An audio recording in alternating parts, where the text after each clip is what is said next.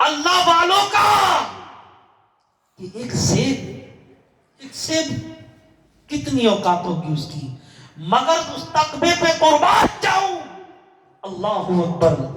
دل میں خیال آیا کہ کہیں اس سیب کے قطرے سے میرے جسم میں جو خون بنے گا کہیں ایسا نہ ہو کہ رب کی بارگاہ میں اس کا سوال مجھ سے کیا جائے اور میں رب کی بارگاہ میں کیا منہ دکھاؤں گا. اللہ اکبر. وہ بزرگ نگاہوں کو دیکھ رہے ہیں، جوانی کا عالم ہے، اور اس جوانی کے عالم میں اس نوجوان کا تقویٰ دیکھو کہ ایک سیب کی معافی تلافی کے لیے میری بارگاہ میں آیا ہے. لوگ تو پورا باغ ہڑپ کر جاتے ہیں، ناکام نہیں لیتے. اللہ اکبر. مگر تقوی پہ قربان جاؤ. اللہ اکبر. کتابوں میں آتا ہے کہ ان بزرگ نے شرط رکھی کہ میں آپ کی اس غلطی کو معاف کر دوں گا، 12 سال میرے باغ کو رکھانا ہوگا، دیکھ بھال کرنی ہوگی. اللہ اکبر. دل میں خیال آیا حضرت ابو صالح کی کہ اس سزا سے تو یہ بہتر ہے کہ میں اس سزا کو یہی پوری کر لوں. حضرت ابو صالح اس شرط کو منظور کر لیتے ہیں.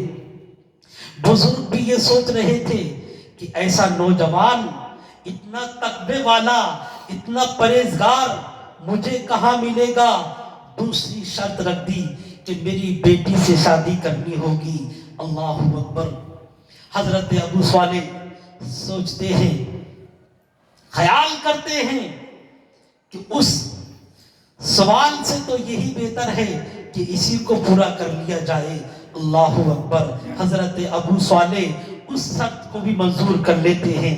اللہ اکبر. تیسری شرط رکھتے ہیں کہ میری بیٹی اللہ اکبر زبان سے گونگی ہے، میری بیٹی کانوں سے بہری ہے، میری بیٹی پیروں سے لمبی ہے، اللہ اکبر آنکھوں سے نابینا ہے. سوچ میں پڑ جاتے ہیں.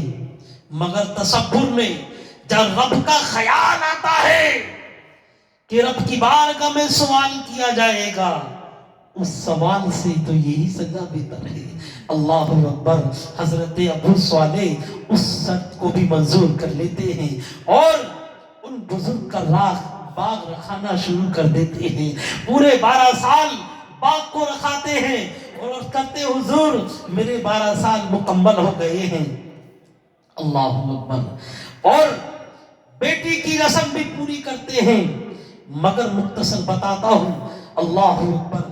حضرت ابو صالح اس شرط پر مکمل گزرتے ہیں. جب اپنی بیٹی کے ساتھ نکاح کرتے ہیں اور کمرے میں جاتے ہیں، اللہ اکبر حیران ہو جاتے ہیں، پریشان ہو جاتے ہیں اور واپس انہی بزرگ کے پاس پہنچ جاتے ہیں کہ آپ نے اپنی بیٹی کے بارے میں مجھے کیا بتایا تھا. اللہ اکبر. کہ آنکھوں سے نابینا ہے، کانوں سے بہری ہے، زبان سے گونگی ہے.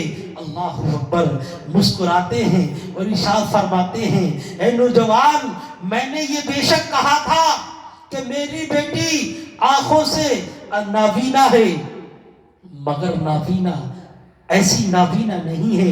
اس نے اپنی زبان، اپنی آنکھوں سے اپنی زندگی میں کسی غیر محرم کو نہیں دیکھا ہے. اللہ اکبر. میری بیٹی کانوں سے کسی کی آواز کو نہیں سنا ہے. اللہ اکبر. میری بیٹی نے اپنے پیروں سے غلط قدم نہیں اٹھائے ہیں. اللہ اکبر. اس لیے میں نے بہری کہا، اس لیے میں نے گونگی کہا، اس لیے میں نے اللہ اکبر نابینا کہا. اللہ اکبر.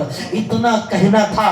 وہ دیوانہ حضرت ابو صالح رب کی بارگاہ میں سجدہ ریز ہو جاتے ہیں. اللہ اکبر. میرے پیارے اسلام کے پیارے دیوانوں، وہ بیٹی اتنی پرہیزگار کہ اپنی آنکھوں سے کسی کو دیکھا نہیں ہے، اپنے قدموں کو باہر نکالا نہیں ہے، اپنے کانوں سے غلط بات سنی نہیں ہے. ایسی بیٹی تقوی والی اور ایسا پرہیزگار ابو صالح، ان دونوں کو ملا کر کے حضور غوث اعظم کا جنم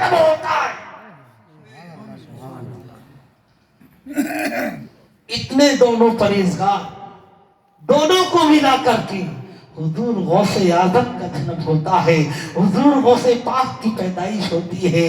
قربان جاؤ، کیوں نہیں ایسے ولی سرکار غوث اعظم جن کی والدہ اتنی پرہیزگار ہو، جن کے والد اتنے تقوی والے ہوں۔ ارے جبھی تو یہ ہے کہ ماں حضور غوث اعظم کو پیٹ میں پال رہی ہے، تلاوت قرآن پڑھ رہی ہے، ادھر حضور غوث